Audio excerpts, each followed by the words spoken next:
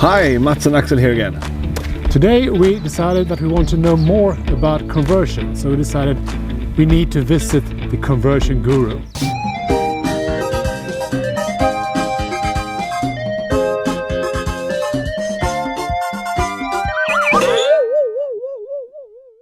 So now we are at the top of the mountain. We traveled to meet up with the conversion guru, John Ekman. Thank you. So what is conversion? Everyone is talking about it, but what is it actually?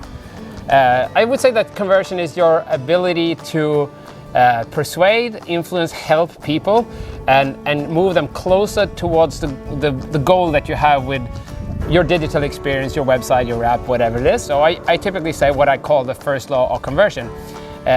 Conversion happens when your and your visitors' goals meet. But typically when we talk to e-commerce managers, I mean, they typically see conversion as something really, really concrete and in terms of money. How much money can we make from the visitors to our site? Is that still true?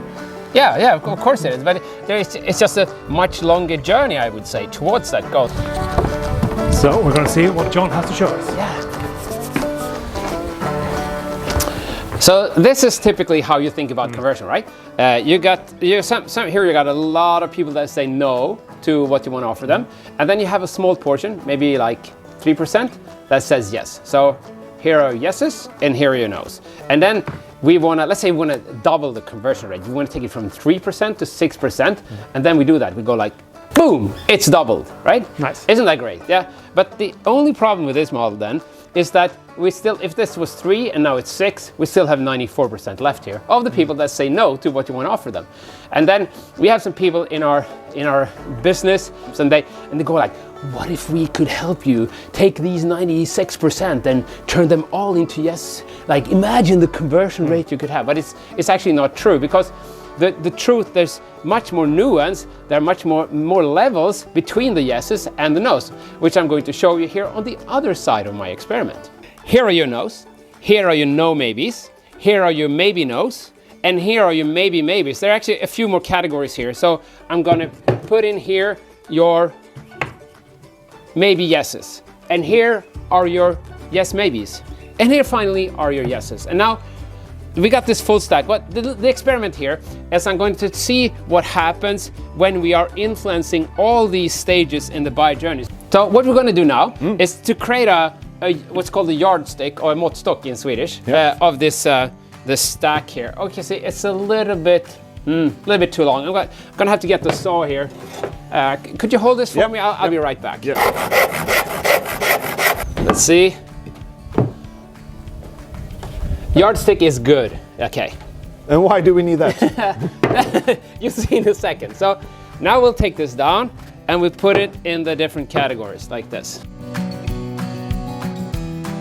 The yeses, the yes maybe, the maybe yeses, the maybe maybes, the maybe no's, and the no maybes, and here of course the no's. So what I'm going to do now, I'm going to try to make all of these stages in when people are buying a little bit better. So let's say I'll double the conversion rate.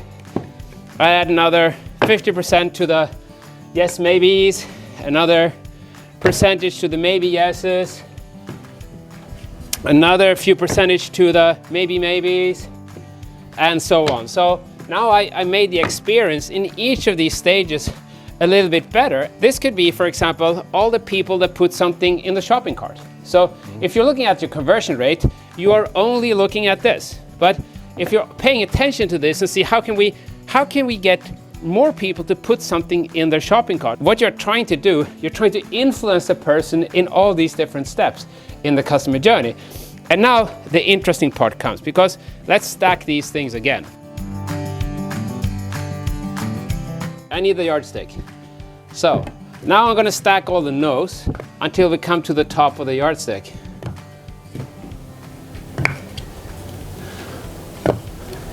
One more.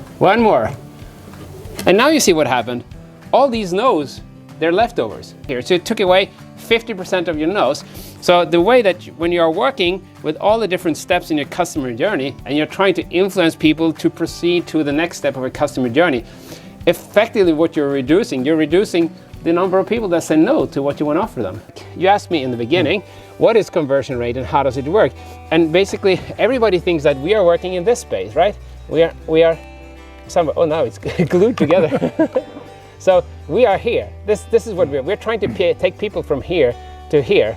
But if you're serious about conversion rate optimization, you need to see the full picture and see how can we, in a friendly and helpful way, move visitors up these different colors to the final conversion point. It's like if you're only looking at your conversion rate, you're not seeing the full picture. So when we are working, we're just trying to understand all these nuances and the different ways that we can actually help visitors proceed like upwards in this stack of bricks that I painted.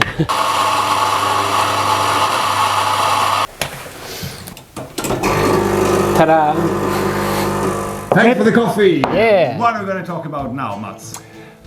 We talk about conversion, but is conversion always good, or is there such a thing as bad conversion? A bad conversion? Yeah, there is.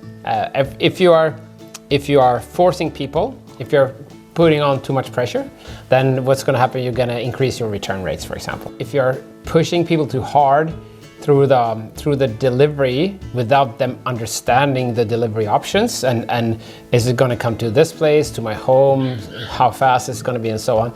So they're going to be disappointed with the delivery experience. If I'm not very happy with the delivery, then I'm going to think that this whole shopping experience sucked. By forcing people too much in any of the phases of the buyer journey, it's going to have like a bad effect on everything, and people will be disappointed, returning stuff and creating costs and unhappy experiences. So it's time to wrap up. But John, do you want to sort of leave us with a couple of takeaways? Yeah, it might seem strange that a conversion guy like me would say that the conversion optimization really isn't about optimizing conversions. There are many stages in the customer journey, and to be successful, you need to understand how you move people in every single step of this journey, how you nudge them, help them to move along, and also how you set up your analytics and metrics so that you're keeping track of everything that goes on in each of those different stages. And then eventually at the end of the day, you will increase your conversions. Words of wisdom from John. Okay. 1, 2, 3. Perfect.